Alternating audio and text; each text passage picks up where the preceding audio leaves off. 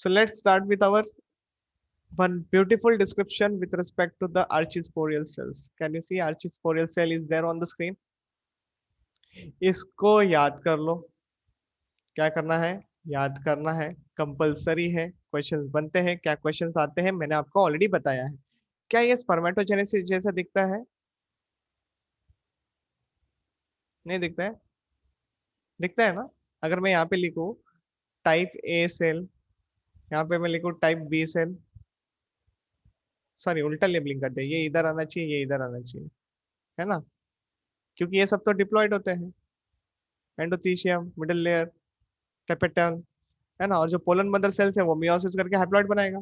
Are you understanding और not understanding? हाँ बोलो जल्दी से। Yes sir. एक बात तो बहुत Yes, sir. अच्छी चल रही है कि मैंने काफी ज्यादा वो स्पर्मेटोजेनेसिस का प्रोसेस तो दिमाग में डाल के रख दिया तुम लोगों के। एटलीस्ट वो भूलोगे नहीं तुम लोग, क्योंकि बहुत लोग है ना उस ये एक तो फेमस जोन है क्वेश्चन को लेके। स्पर्मेटोजेनेसिस, oogenesis, ह्यूमन रिप्रोडक्शन पढ़ोगे, it's a very important area जहाँ से क्वेश्चन आते हैं। डेफिनेटली लाइक 90% चांसेस होता है क्वेश्चन आने का।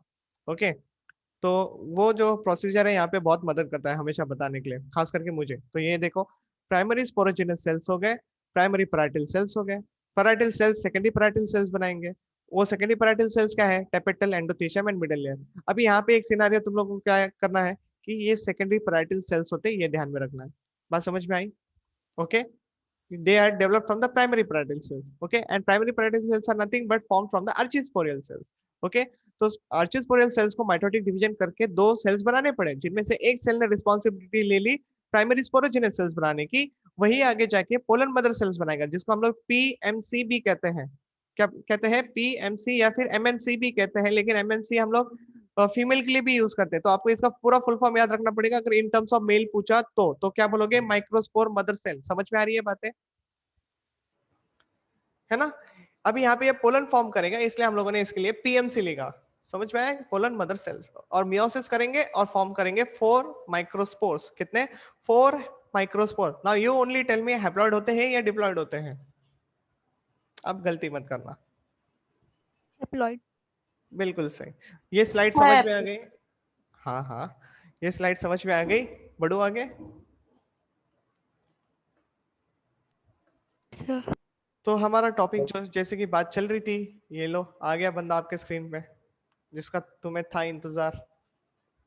माइक्रोस्पोरेंजियम, इसी को फ्यूचर पोलन सैक भी कहते हैं, क्योंकि ये फ्यूचर का पोलन सैक है, मतलब इसी के अंदर हमारे पोलन ग्रेन्स फॉर्म्ड होंगे।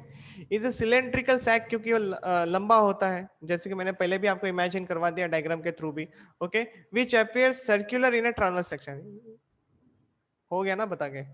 Next, consist of two parts, outer wall and the central homogeneous. Why the term called as homogeneous? Because they had been found through the mitotic division. They all seems look alike. Clear है? Next, microsporangial wall has 4 types of the layer which we had already discussed. Epidermis, जिसको common anther covering कहते हैं, दूसरी है endothecium, fibrous layer होती है, तीसरी है मिडिल लेयर 1 से 3 लेयर होती है, चौथी है tapetum which are last layer nourishment का काम प्रोवाइड करती है माइक्रोस्पोर्स को। ओके, डेवलपिंग माइक्रोस्पोर को नरिशमेंट देने का काम करती है टेपेटल लेयर, वो मल्टी न्यूक्लियट कंडीशन होती है। ओके, फिलहाल इतना मैंने आपके माइंड में डाल के रखा है। अब क्वेश्चन यहाँ पे आता है कि एंडोथीशियम लेयर कैसे होती है अपीयर में। ओके, तो याद रखना फाइब्रस होती है, याद रख लोगे।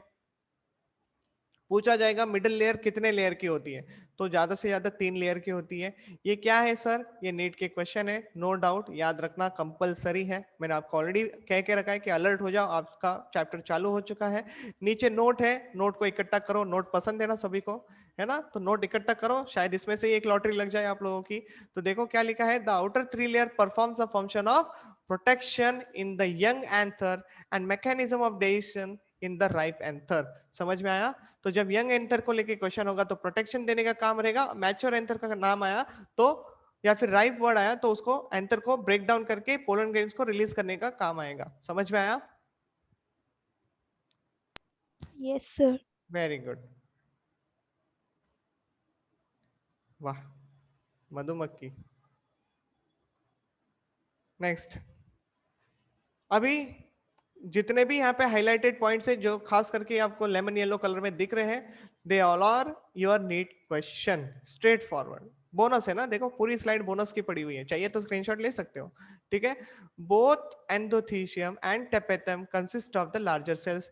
साइज का मॉर्फोलॉजी पूछा जा सकता है, समझ में आया, morphology based question. Next, a typical anther, very good question, मतलब जनरल एंथर के बारे में बात चल रही है।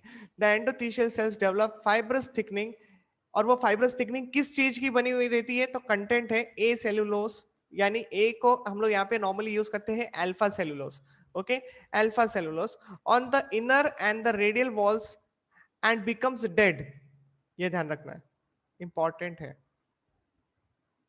Because of presence of fibrous thickening, the endothelium is also called as a fibrous layer. पता चला अभी इसको fibrous layer क्यों बोलते थे?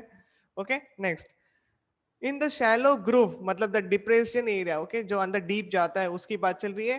Between the two microsporangia of the anther lobe, the hypodermal cells lying at the level of endothelium remains thin-walled.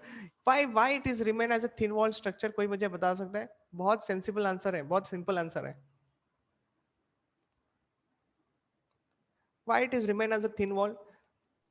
Hypodermal sales यानी side के sales, okay, जहां से वो डीप ग्रूव इनसाइड जा रहा है, और वो बोल रहा है कि वो अंदर वाले सेल्स जो है ना, जो डीपली इनसाइड है, वो थिन वॉल्ड रह जाते हैं, क्यों?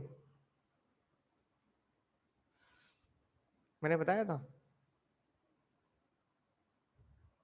ब्रेकडाउन होगा ना एंथर, उस रीजन को स्टोमियम ही तो कहते हैं, लाइन ऑफ डेइसेंस, समझा कि नहीं समझा? Yes, sir. ओके, अभी रप्चर होना है तो लेयर भी तो पतली होनी चाहिए ना, ताकि प्लांट को भी थोड़ा सा एनर्जी नहीं लगाना पड़ेगा, नहीं तो लग गया जोर और फिर एकदम से फोड़ देगा, सारा बाहर आ जाएगा। ओके, ठीक है, कोई बात नहीं। अभी जो महीना चल रहा है वो कौन सा चल रहा है? जून, राइट? मई जून का जो महीना रहता है उसमें मे फ्लावर ग्रो होते हैं, पता है आप लोगों को? मे फ्लावर देखा आप लोगों ने? नहीं देखा है? बहुत सारे हंटर्स होते हैं, बहुत बड़ा अपेयर करता है, एक ही ऐसे दिखता है, देखा है? पिंकिश रेडिश कलर का, नहीं देखा है? नेक्स्ट वाले लेक्चर में ना मैं उस फोटो को इस स्लाइड में ऐड कर दूंगा, मतलब ये वाले लेक्चर वीडियो में ऐड कर दूंगा हंटर्स को लेके, ठीक है? तो वो फोटो मैं दिखाऊंगा, okay, clicked by the ma'am only, okay, Shraddha ma'am ने क्लिक किया है, तो वो दिखाऊंगा मैं जूम करके, मतलब वो जूम फोटो रखूंगा क्रॉप करके, आप देखो उसके ऊपर एंथर दिखेंगे आपको, और एंथर के ऊपर छोटे छोटे डॉट्स है ना, पोलन ग्रेन भी दिखेंगे आप लोगों को, इतना मस्त फोटो लिया है वो, ठीक है? तो मैं दिखाऊंगा आप लोगों को, ओरिजिनल फोटो है, clicked by us only, you can say, तो उससे आप लोगों को और भी चीजें समझ में आ जाएगी rather than the diagrammatic form, मतलब चीजों को नोटिस करो, मेरा कहने का मतलब ये है, आप देखो आपको समझ में आएगा, काफी सारी बातें देख के समझ में आ जाती है, ठीक है? The cells of the middle layer shrivels in the mature anther. Okay? Shrivel का मतलब क्या है? अंदर घुस जाना. Okay? The tapetal cells enlarges radially and becomes filled with the dense protoplasmic contents as well as the nutrients. मैंने already कहा था टेपेटल लेयर है, अंदर की साइड में होगा, रेडियली अरेंज होगा, डेंस प्रोटोप्लाज्मिक, डेंस वर्ड यहाँ पे सबसे ज्यादा इंपॉर्टेंट है, उसका साइटोप्लाज्म कैसा है? डेंस साइटोप्लाज्म है, and even they have the nutrient value, वो नरिशमेंट का काम करता है, okay? Next, they either become multi nucleate or their nucellus, sorry, nucellus पढ़ दिया, nucleus becomes polyploid due to endoploidy. What do you understand by the polyploid, endoploidy? ये actually एक genetics का यहाँ पे पार्ट आया गया है, ओके? न्यूक्लियस का डिवीजन होना यानी कैरियोकाइनेसिस होना, एक सेल के अंदर कैरियोकाइनेसिस होना, that is only called as a multi nucleate condition. Plasmodium पढ़ा है ना आप लोगों ने, 10th स्टैंडर्ड में एग्जांपल आता है, पता है मल्टी न्यूक्लिएट कंडीशन का? पढ़ा है? मलेरियल पैरासाइट, है ना?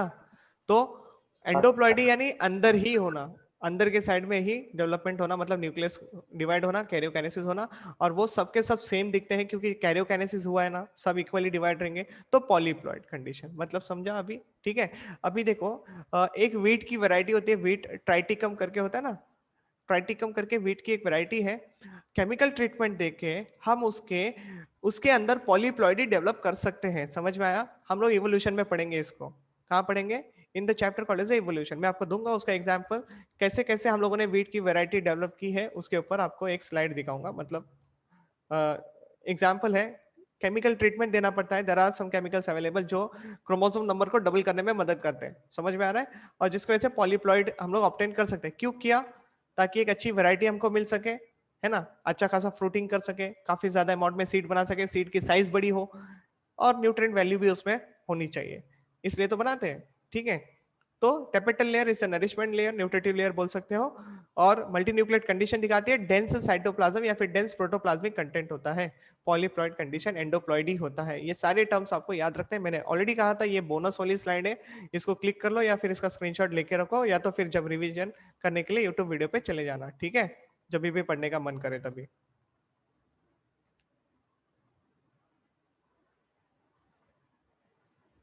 ओके थोड़ा सा लेट अपेयर कर रहा है, कुछ मिस तो नहीं कर दिया ना? हाँ गया था ना, ये स्लाइड मिस हो गया था, ये कर दिया कंप्लीट। फिर यहाँ पे आपका इंपॉर्टेंट फोटोग्राफ, एनसीईआरटी का फोटो क्यों लिया सर ने? क्योंकि सर का एक डायलॉग है पता है ना, after this lecture you have to study your NCERT, जितने डायग्राम है जितने टेबल है you have to go through, क्योंकि डायग्रामेटिक बेस्ड क्वेश्चन बनेंगे, लेबलिंग पूछा जा सकता है, बोलो ए क्या है बी क्या है, ऐसे करके पूछा जा सकता है। क्लियर हो रहा है कि नहीं हो रहा है? ओके ऑप्शन में रहेंगे आंसर, प्रॉपर तरीके से गेस कर लो, आपको मार्क्स मिल जाएंगे। तो ये क्या है, बोनस वाले क्वेश्चन है। लेना पसंद है ना बोनस की नहीं पसंद है? Yes sir.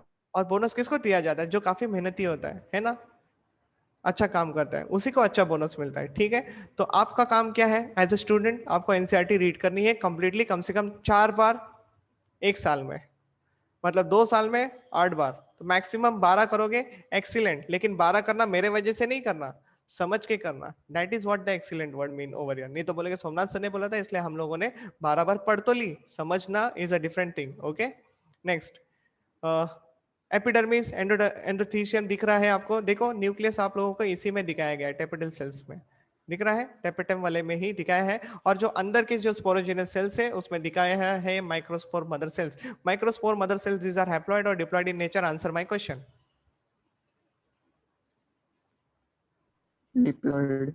Diploid in nature. Diploid. Yes, they are diploid in nature. Okay, tell me the endothecium, these are diploid or haploid in nature?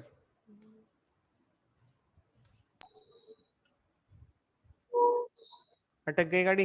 Diploid. Diploid. Diploid. अभी तो हम लोग ने माइक्रोस्पोरोजेनेसिस पढ़ा ही नहीं है। ओके तो फिलहाल जितना भी चल रहा है ये सब डिप्लॉइड सेल्स है, माइटोटिक डिवीजन करके ही बने हुए हैं। इससे क्या क्या चीजें समझ में आ रही है जरा ये बताओ, खास करके टेपिटल लेयर को देखो और मुझे बताओ मॉर्फोलॉजी कैसा है इसका। See the tapetal layer, morphology कैसा है बताओ, how does it appear to you?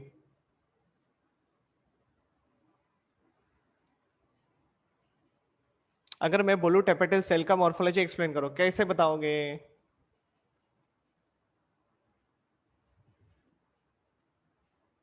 Innermost layer. मॉर्फोलॉजी टेपिटल सेल का कहां प्रेजेंट है ये नहीं पूछ रहा हूं, I am asking the morphology of the tapetal cell, how does it appear to you, कैसे दिख रहा है आप लोगों को? वही क्वेश्चन है नीट का, पहले बता रहा हूं। सिंगल सेल्ड और अरे ब्रॉड। Pointed type. हाँ पॉइंटेड, ऐसे स्ट्रक्चर को हम लोग क्या वर्ड यूज कर सकते हैं जरा बताओ, क्या क्या टर्म्स हम लोग यूज कर सकते हैं? Conical. वेरी गुड, और कौन सा बोल सकती है, और क्लोज जा सकती है इसके? सोचो इजिप्ट में होता है वो, इजिप्ट में। Pyramids. हाँ तो इसके मॉर्फोलॉजी को लेकर क्वेश्चन पूछा जाता है, these are pyramidal type of cells, okay, या फिर conical type of cells, terms use किए जा सकते हैं, समझ में आ रहा है? ओके बाकी तो तुमको पता है, dense protoplasmic content, nutrient value, blah blah blah, फिर मल्टीन्यूक्लिएट कंडीशन, एंडोप्लॉइडी, पॉलीप्लॉइडी, ये सारी बातें आपको पता है।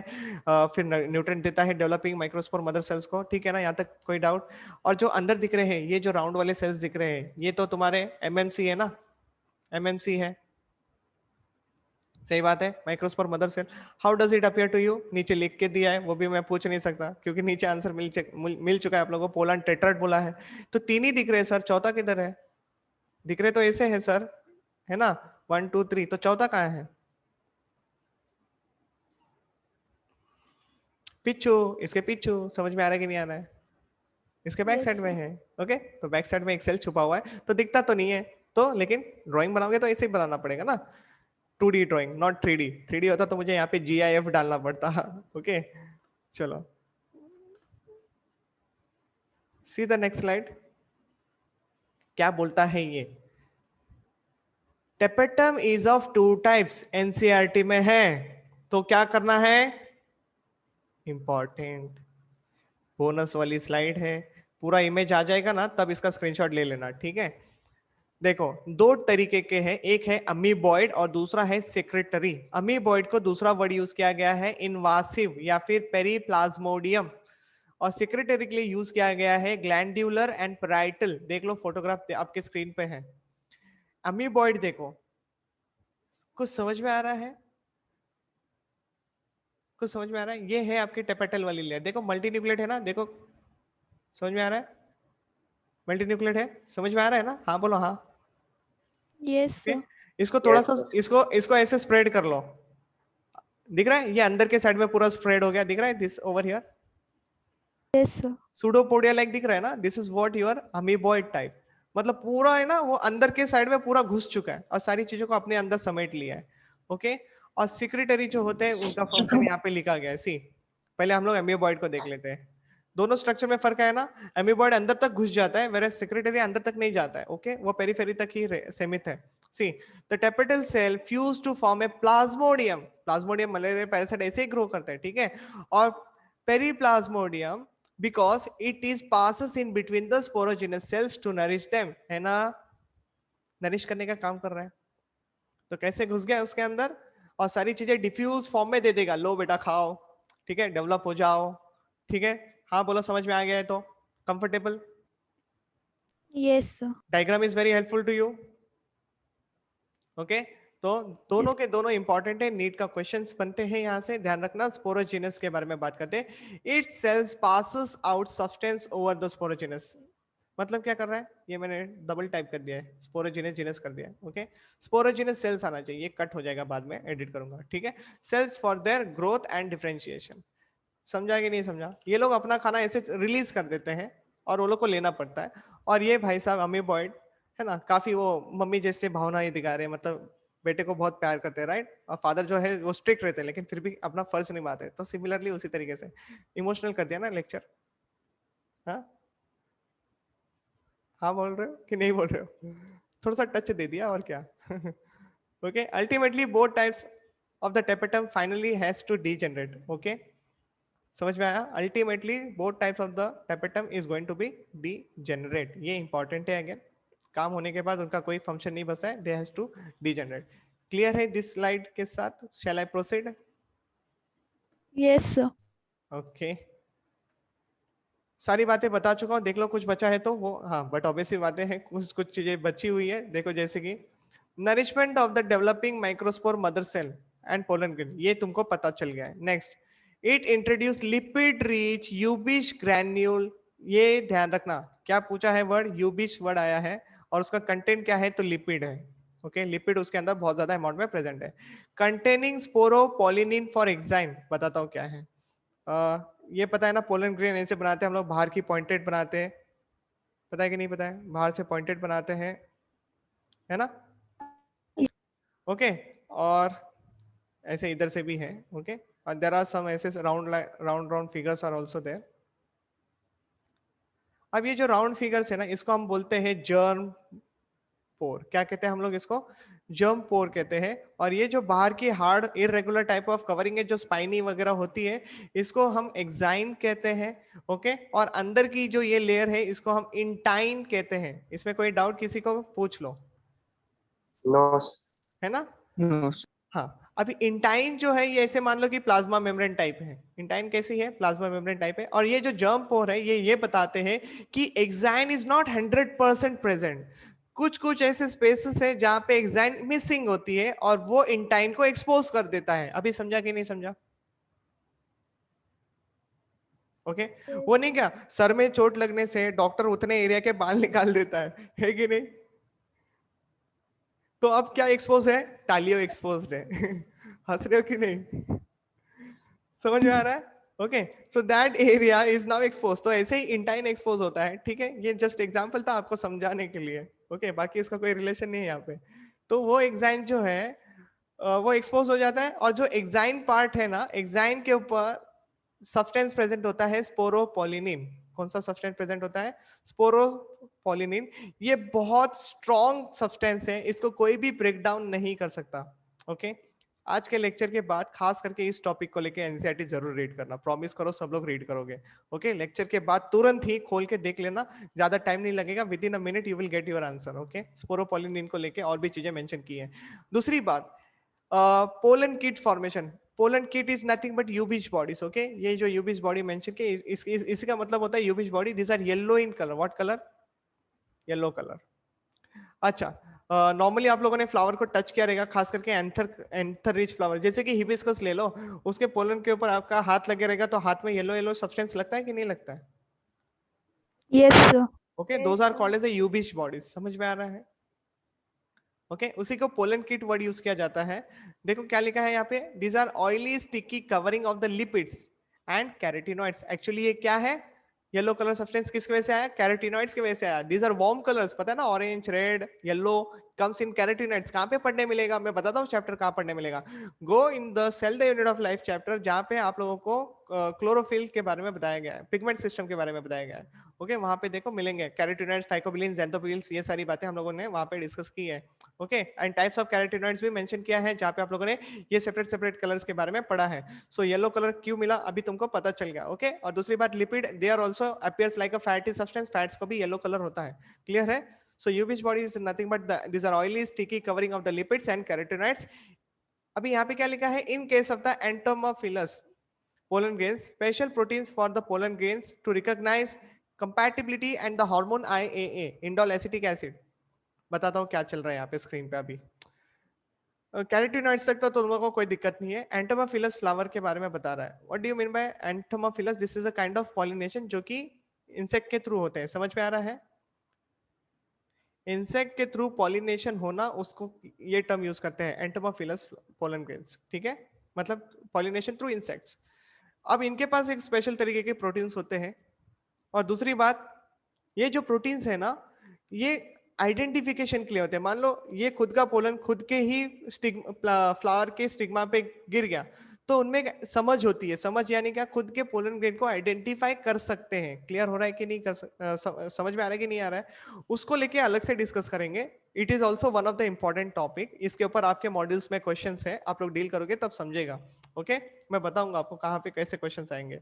तो फिलहाल जो बता रहा हूँ यहाँ पे, खुद के पोलन ग्रेन्स को आइडेंटिफाई किया जा सकता है, दूसरे के पोलन ग्रेन को भी आइडेंटिफाई किया जा सकता है। क्लियर है? उसको कहते हैं पोलन आइडेंटिफिकेशन। समझ में आ रहा है बात? तो ये प्रोटीन्स को देखना होता है बस। Okay, Yes, sir. और दूसरी बात जो यहाँ पे है, hormones, indole acetic acid and all, hormones are also helps in such processes. Okay, जो अभी मैंने बताया आएगा, ये सारी बात करेंगे नेक्स्ट लेक्चर में। Next, it secretes the enzyme like callose. What is the function of callus? Responsible for the degradation of callus wall around the pollen tetrad। देखो, पोलन टेट्राड का मतलब क्या है पहले वो समझ लो। ठीक है, जैसे कि मैं यहाँ पे लेफ्ट साइड में, अच्छा रुको, ये लेफ्ट साइड का करने का, अच्छा मैं ये सारी इंक इरेज कर देता हूँ, सारी इंक हट गई है। अब मान लो ये था MMC, okay, microspore mother cell, इसके अंदर क्या हुआ? तो मियोसिस हुआ। ओके, और इसने कितने स्पोर्स बनाए? 1 2 3 4, 4 हैप्लॉइड्स पोलन ग्रेन्स बनाए। लेकिन अभी तक ये पोलन ग्रेन में कन्वर्ट हुए नहीं है, अभी तक ये खाली टेट्राड फॉर्मेशन में कन्वर्ट हो जाएंगे। मतलब कैसे? They will arrange themselves in such a way that ऐसे दिखेंगे 1 2 3, एक बैक साइड में। समझ में आया? तो यहाँ पे जो कैलिस एंजाइम के बारे में बात चल रही है ना, तो कैलिस एंजाइम है, तो Kallis is an enzyme. Enzyme का फंक्शन क्या है? What is the definition of enzymes? अब बोलना मत ये बायोकैटालिस्ट है, वो सारी बातें तो तुमको पता है, लेकिन मेरे अकॉर्डिंगली तुम्हारा आंसर होना चाहिए enzymes are specific in nature. क्या होना चाहिए answer? Enzymes are specific in nature. Callase है तो कैलोस को डाइजेस्ट करेगा, जैसे कि सेलुलेस है तो यूरिया को डाइजेस्ट करेगा। क्या? Cellulose. सेलुलोज को डाइजेस्ट करेगा सेलुलेस। यूरियस को डाइजेस्ट, यूरिया को डाइजेस्ट करने के लिए यूरियस एंजाइम लगेगा। So enzymes are specific in nature, नाम से ही आधे आंसर्स मिल जाते हैं। ठीक है, तो यहाँ पे भी आपको आंसर मिल चुका है, बस इतना ध्यान में रखना है कि कैलोस होता कहाँ पे। तो यहाँ पे लिख के दिया wall around the pollen tetrad. मतलब क्या? ये दिख रहा है मैं थिक कर रहा हूँ, कुछ तो थिक कर रहा हूँ यहाँ पे। Are you understanding? तो एक दूसरे को पोलन जाके चिपकते हैं तो टेट्राड बनता है, तो वो चिपकने के लिए उनको कैलोस की जरूरत पड़ती है। अब पोलन ग्रेन जब फॉर्म होंगे तो ये इनको सेपरेट होना पड़ेगा, है कि नहीं? इनको क्या होना पड़ेगा? सबको सेपरेट होना पड़ेगा। समझ में आ रहा है ना मैं क्या कह रहा हूँ? अब सेपरेट डायरेक्टली नहीं हो सकते, इनके लिए एंजाइम चाहिए कैलेस। कैलेस आएगा, इसको ब्रेक डाउन करेगा और सारे पोलन ग्रेन्स को सेपरेट करेगा। डाउट क्लियर हो गया आप लोगों का? Last statement is very clear to you? Yes, sir. सभी को सबका आंसर आना चाहिए, जोर से बोलो सब लोग, yes sir. Yes, sir. sir. Okay sir, तुमसे ज्यादा बात करे यार, तुम लोग को खाली यस और नो बोलना है कि नहीं? Yes, sir. हम्म, हाँ, बढ़ते हैं। एक इंपॉर्टेंट प्रोसीजर चालू ही है। ओके, अभी तक तो टाइमर लगा नहीं है, so we can proceed at least one slide. ठीक है, आधे से ज्यादा चीजें आपको ऑलरेडी मैं बता चुका हूं, मैं फटाफट गो थ्रू करूंगा खाली। ठीक है, स्पोरोजेनस टिश्यू सबको पता है, वो सेंटर में होता है, mass of sporogenous cells. Okay, उन्हीं को डिप्लॉयड सेल्स भी कहा जाता है। Fills the whole interior microsporangium. ठीक है, माइक्रोस्पोरेंजियम यानी क्या? टेपेटल के बाद वाला जो भी एरिया है उसी को माइक्रोस्पोरेंजियम कहेंगे, मतलब बाहर की लेयर टेपेटल लेयर ही है मान लो। ओके, और अंदर का पूरा जितना भी सेल्स है वो सब माइक्रोस्पोरेंजियम है। इनमें से ही एमएमसी बनना चालू करेंगे। ठीक है, तो see it cells divide with the growth of anther and increase their number. मतलब जो सेल्स अंदर ऐड हो रहे हैं वो just because of the anther में ग्रोथ देखने मिल रहा है, मतलब दे आर ग्रोइंग, राइट? तो ग्रोइंग हो रहा है तो सारी चीजें मैच्योर भी तो होंगी। Okay, next, ultimately they are transform into the diploid microspore और या फिर पोलन मदर सेल्स, जिसको पीएमसीपी कहा जाता है। ओके, और नेक्स्ट क्या है? द माइक्रोस्पोर मदर सेल्स और microsporocytes. Okay, microsporocytes developed an internal layer of callus.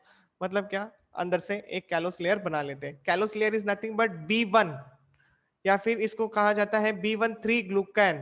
क्या बोला? एक्चुअली ये पूरा टर्म है, यहाँ पे मुझे ये पूरा एक साथ ले लेना चाहिए था, ब्रैकेट आ गया है। ओके, टाइमर लग चुका है स्क्रीन पे।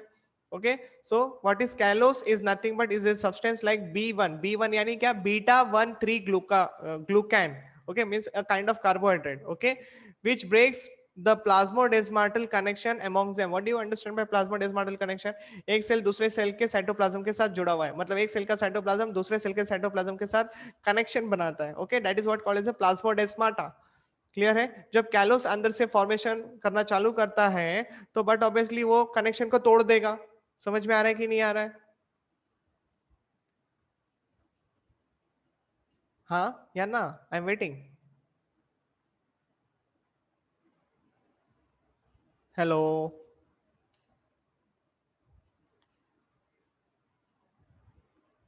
Can you guys hear me? Yes, sir. Yes. अच्छा, थोड़ा सा लेट आ रहा है, ठीक है, लैग फेस आ गया। अब तुमको पता है देरी किस बात की? जब कैलोस वॉल फॉर्मेशन हो रहा है, कैलोस वगैरह जब बन रहा था तब वो सारे सेपरेट हो रहा था। ठीक इसी के बाद कैलस ने अपना काम कर दिया है, ये सोचना पड़ेगा तुम लोगों को। कैलस ने अपना काम कर दिया है, इमेजिन दोस पॉइंट ऑल्सो। ओके, एक साथ लाओ यहाँ पे, क्योंकि यहाँ पे क्या बोला है? Separate mother cells round off and undergo meiosis to produce tetrads of haploid microspores and pollen grains. That means tetrad बने थे, चिपक चुके थे, अब उनके ऊपर कैलिस काम कर चुका है और वो सेपरेट भी हो चुके हैं। ठीक है, ये सारी प्रोसीजर हो चुकी है। Next, this phenomena is called as a microsporogenesis. Pollen tetrad grow and separate from each other. Okay, ये सबसे अच्छी स्लाइड मेरे पास है अभी आपके स्क्रीन पे, ये देख लो। ओके, माइक्रोस्पोरोसाइट है, डिप्लॉयड इन नेचर है। ओके, मियोसिस 1 फिर meiosis 2, you will be getting your tetrad. समझ में आया? जिनको माइक्रोस्पोर्स कहते हैं, मतलब आगे जाके पोलन ग्रेन फॉर्म करेंगे। तो ये लो तुम्हारा पोलन ग्रेन। कुछ कुछ दिख रहा है यहाँ पे? जर्म पोर मतलब क्या? Sporopollenin deposition is not seen over there, या फिर ऐसा भी बोलो exine is absent over there. Okay, और बाहर से जो डार्क ग्रीन कलर अपीयर कर रहा है दैट इज योर एक्साइन, और वो थोड़ा सा स्पाइनी भी है। स्पाइनी इसलिए ताकि जब इंसेक्ट वगैरह जब उनके पास रहे तो उनके साथ चिपक जाए बॉडी के साथ, और थोड़ा स्टिकी भी होना चाहिए ना। Ubisch bodies, okay, lipid like substance उनके ऊपर होते हैं, कैरोटीन्स वगैरह होते हैं, चिपक जाते हैं। ओके, नेक्स्ट, इंटाइन अंदर वाली लेयर, या फिर तुम लोग प्लाज्मा मेम्ब्रेन बोल दो चलेगा। और अंदर लिखा है generative cells, vegetative cells. Okay, मतलब जब पोलन ग्रेन, एक पोलन ग्रेन की बात करो ना, तो जब वो रिलीज करने का टाइम आता है, पोलन ग्रेन को रिलीज करने का टाइम आता है, तभी एक माइटोटिक डिवीजन होता है। क्या बोल रहा मैंने? एक माइटोटिक डिवीजन होता है, कैरियोकाइनेसिस प्रॉपरली होता है। ओके, लेकिन साइटोकाइनेसिस जो है वो अनइक्वल प्रोपोर्शन में होता है। तो साइटोकाइनेसिस होने का पीछे दूसरा पॉइंट ऐसा भी है कि जब ये साइटोप्लाज्म छोटे वाले सेल्स को दिया जाता है ना, तो उनमें मेजॉरिटी सेल ऑर्गेनल्स डाल दिए जाते हैं। समझ में आ रहा है कि नहीं आ रहा है? मतलब मैक्सिमम जितने भी सेल ऑर्गेनल्स हैं वो सब छोटे वाले को दिए जाते हैं, और बड़ा वाला जो सेल न्यूक्लियस है अब उसके पास खाली साइटोप्लाज्म बचा हुआ है। और देखो यहाँ पे जब छोटा सेल फॉर्मेशन हो रहा है तो वो फ्लोट करेगा, बट ऑब्वियस सी बात है बड़े वाले सेल के साइटोप्लाज्म में, यस और नो? Yes, sir. इमेजिन कर पा रहे हो मैं क्या कह रहा हूं? कैरियोकाइनेसिस हुआ इक्वल प्रोपोर्शन में, साइटोकाइनेसिस हुआ अनइक्वल प्रोपोर्शन में। Majority of the cytoplasm vegetative cell ने ले लिया, लेकिन जो इंपॉर्टेंट सब्सटेंस जो चाहिए वो छोटे वाले सेल्स के पास है। समझ में आ रहा है? और छोटा वाला सेल जो है वो स्पिंडल शेप में है। कौन सा शेप है उसका? शेप भी इंपॉर्टेंट है, एग्जाम में पूछा जाता है स्पिंडल। ओके, ये वर्ड ध्यान रखना, स्पिंडल शेप में होता है and its floats in the cytoplasm of the vegetative cell. ये क्वेश्चन है जो मैंने अभी आपके स्क्रीन पे बोला है, ओके, बताया है। अब क्या, एक माइटोटिक डिवीजन हुआ। अब जब पोलन ट्यूब फॉर्म करेगा तब एक और माइटोटिक डिवीजन होगा, किसमें? जेनरेटिव सेल्स में। तो बताओ मुझे कितने मेल गैमेट्स बनेंगे?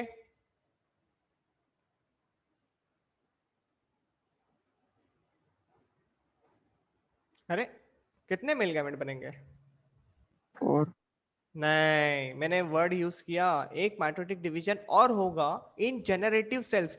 वेजिटेटिव वाला जो है ना वो डिसइंटीग्रेट हो जाएगा, जब तक वो पोलन ट्यूब आगे आगे जा रही है ना वो तब तक वो डिसइंटीग्रेट हो जाएगा, ठीक है। अब बचेगा खाली जेनरेटिव सेल जिसमें एक माइटोटिक होगा। तो बताओ कितने सेल्स बने? 2. समझ में आया कि नहीं आया? Majority cases like Yes. 60% of the angiosperm release the pollen grains at 2 cell stage, और वो 2 सेल का मतलब है एक वेजिटेटिव एक जेनरेटिव, और 3 सेल स्टेज होगा मतलब एक और माइटोटिक डिवीजन होगा, मतलब 2 माइटोटिक डिवीजन होगा, मतलब 2 मेल न्यूक्लियस रहेंगे और एक वेजिटेटिव न्यूक्लियस रहेगा। समझ में आया कि नहीं आया? That will be remaining 40% of the angiosperm. Yes or no? Yes, sir. आने वाले लेक्चर्स में सारे पॉइंट्स रिपीट होने वाले हैं, डोंट वरी। अभी तक पूरा खत्म नहीं हुआ है प्रोसीजर, लेकिन मैंने खत्म कर दिया है जनरल बातें करके। ओके, तो कितने माइटोटिक डिवीजन और कितने मियोसिस लगेंगे तब जाके हमको ये पोलन ग्रेन मिलेगा?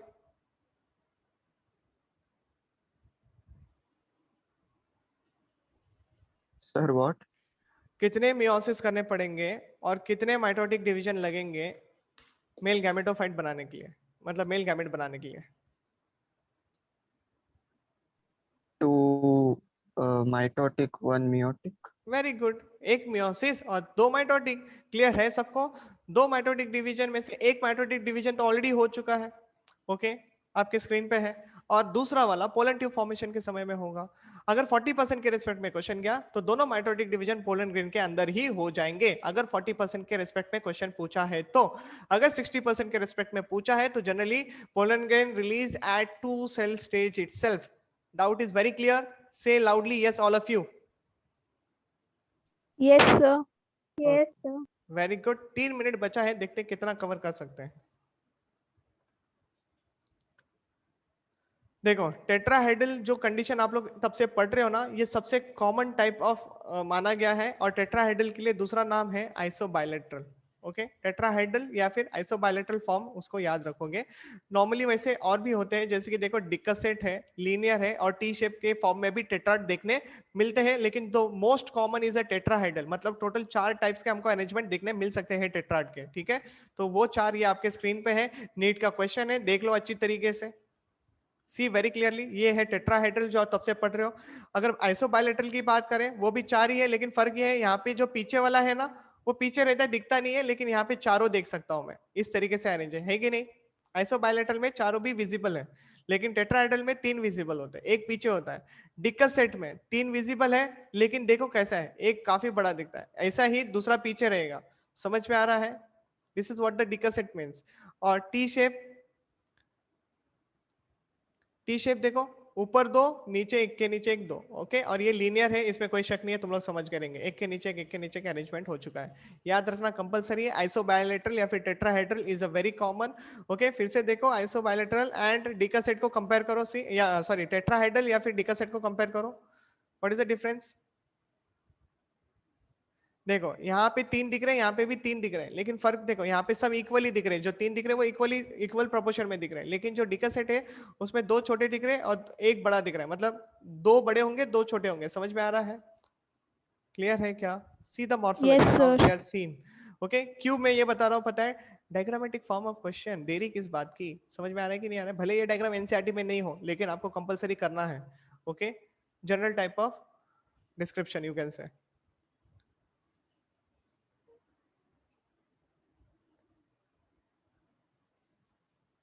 ये देखते थे। ओके, अभी भी बहुत सारी बातें बाकी है, फिलहाल लेक्चर को यहीं पे हम लोग रोकेंगे, बाकी की चीजें नेक्स्ट लेक्चर में कंटिन्यू करेंगे, ठीक है? Till that period of time घर पे बैठे हो तो एनसीईआरटी को रीड करोगे आज, यस और नो? सब लोग करेंगे? क्लियर हो रहा है? कम से कम 2 घंटे तक माइक्रोस्पोरोजेनेसिस Yes, तक पूरा sir. पढ़ोगे। कितना घंटे तक? 2 घंटे तक पूरा लाइन टू लाइन, कम से कम 2-3 बार पढ़ लो, आपका है ना एकदम क्लियर हो जाएगा, गारंटीड है मेरी। ओके, गारंटी है। ओके, और भी चीजें बताना बाकी है माइक्रोस्पोरोजेनेसिस के रिस्पेक्ट में, नेक्स्ट क्लास में डील करेंगे। Okay, bye bye. Bye, sir. या टेक केयर, कीप स्टडिंग।